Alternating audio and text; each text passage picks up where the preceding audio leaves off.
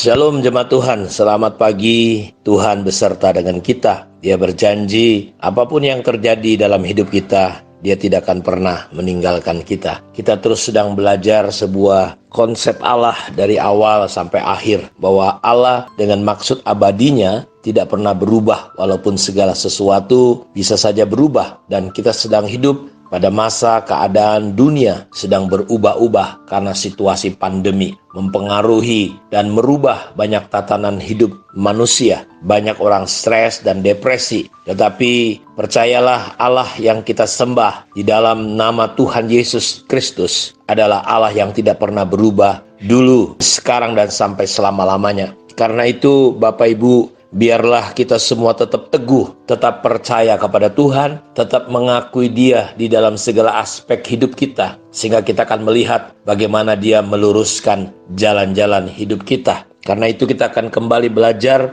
maksud abadi Allah, yaitu konsepnya dari awal sampai akhir. Di Wahyu 21 ayat 3, kita akan lihat di sini, aku mendengar suara yang nyaring dari takhta itu berkata, lihatlah kemah Allah ada di tengah-tengah manusia, dan Ia akan diam bersama-sama dengan mereka. Mereka akan menjadi umatnya, dan Ia akan menjadi Allah mereka. Jadi kita melihat konsep Allah dari awal sampai akhir, bahwa Allah ingin diam di antara kita, di antara umatnya. Ketika Dia berkata, marilah kita menciptakan manusia. Manusia diciptakan dengan tujuan manusia menjadi tempat kediaman Allah. Tidak tahukah kamu adalah bait Allah? Sebagai jemaat Tuhan, kita harus memahami konsep Allah ini yang dari awal sampai pada akhirnya. Inilah maksud abadinya. Jadi sejak awal ketika Dia menciptakan manusia, Allah memiliki kerinduan untuk tinggal dan diam di antara umat ciptaannya. Di Taman Eden Dia menempatkan Adam dan Hawa untuk mengusahakan apa yang telah diciptakannya. Allah, Bapa, Anak, dan Roh Kudus begitu akrab dengan manusia ciptaannya yang adalah gambarnya sendiri. Mereka bisa bercengkrama, bermain seperti layaknya seorang bapa dan anak, berbincang-bincang, ngobrol sedemikian rupa. Begitu dekat, tidak terpisahkan antara Allah dan manusia di Taman Eden. Pemandangan seperti itu adalah hal-hal yang biasa terlihat di Taman Eden, keakraban antara Allah dan manusia. Mereka menikmati suasana dan hubungan yang begitu indah. Sampai pada akhirnya Bapak Ibu tahu, manusia memberontak,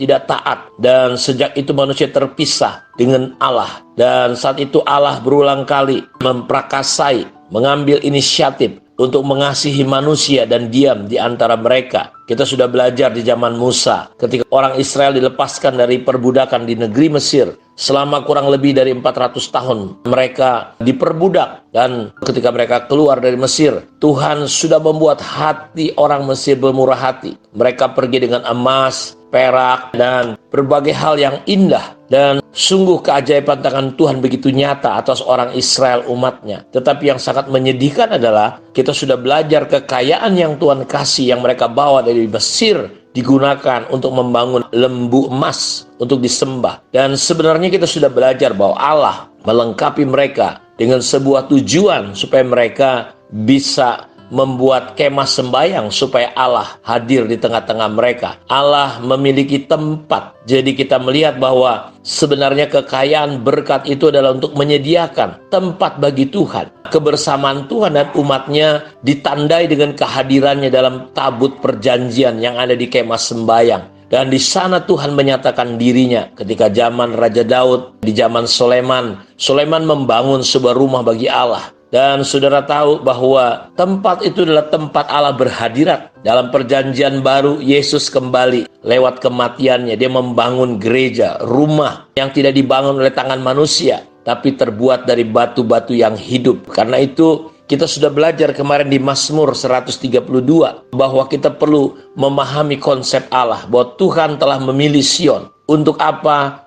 Untuk menjadi tempat kedudukannya. Jadi diam dan tinggal di antara umatnya adalah sebuah konsep Allah dari awal sampai akhir. Dan kita sudah lihat bahwa pemazmur dengan ilham roh menangkap kerinduan hati Tuhan. Bagaimana Tuhan ingin tinggal di antara umatnya. Makanya ketika bait Allah, saudara-saudaraku, disalahgunakan hanya untuk mencari keuntungan, Tuhan berkata, kenapa rumah Bapakku dijadikan rumah penyamun? Jadi ini yang membuat Yesus marah, karena rumah Tuhan bukan dijadikan rumah persembahan, tempat kediaman Allah, tetapi menjadi tempat untuk penyamun. Karena itu kita yang hari-hari ini sedang belajar mendengarkan Saat Teduh ini, mari kita mewujudkan konsep Allah dari awal sampai akhir ini. Kita membangun dan menjadi tempat kediaman Allah. Dalam 1 Petrus 2 ayat 5, dan biarlah kamu juga dipergunakan sebagai batu hidup untuk pembangunan suatu rumah rohani bagi suatu imamat yang kudus, untuk mempersembahkan persembahan rohani yang karena Yesus Kristus berkenan kepada Allah. Jadi, saudaraku, mari kita bukan hanya sekedar tahu maksud abadinya, tetapi kita mewujudkannya. Nah, sebagai umat Tuhan kita perlu mengerti bahwa Tuhan memanggil kita bukan sekedar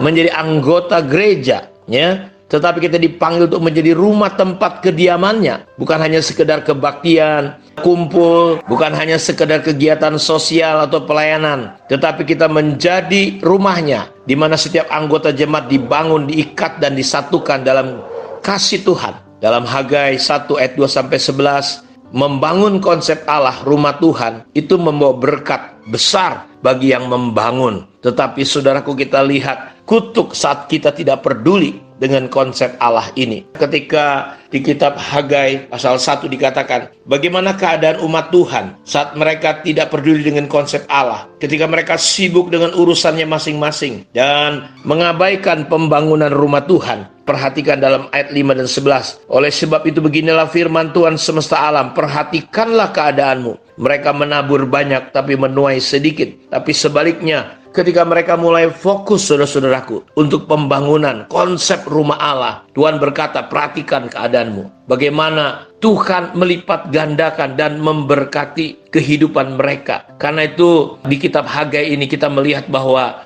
ada berkat yang luar biasa. Karena itu Allah serius dengan konsep rumahnya. Makanya, saudara, tidak tahukah kamu bahwa kamu adalah bait Allah, dan Roh Allah tinggal di dalam bait Allah itu, dan barang siapa merusak, membinasakan bait Allah, dia akan dibinasakan oleh Allah. Jadi, saudara lihat, Yesus adalah pribadi yang menentang, saudaraku, orang-orang yang merusak bait Allah. Makanya kemarin saya katakan bahwa jangan biarkan pelayanan, pengakuan visi dari Tuhan, tapi kita merusak konsep Allah. Pelayanan itu bukan goal akhir. Pelayanan goal akhirnya adalah konsep Allah bisa terbangun. Karena itu kalau saudara memiliki spirit perpecahan, saudara-saudaraku, itu bukan dari Tuhan. Karena itu Bapak Ibu, berapa harga komunitas atau berapa harga rumah Tuhan? Harganya adalah senilai kematian Tuhan Yesus. Dia rela berkorban, mati di atas kayu salib. Cuma supaya apa?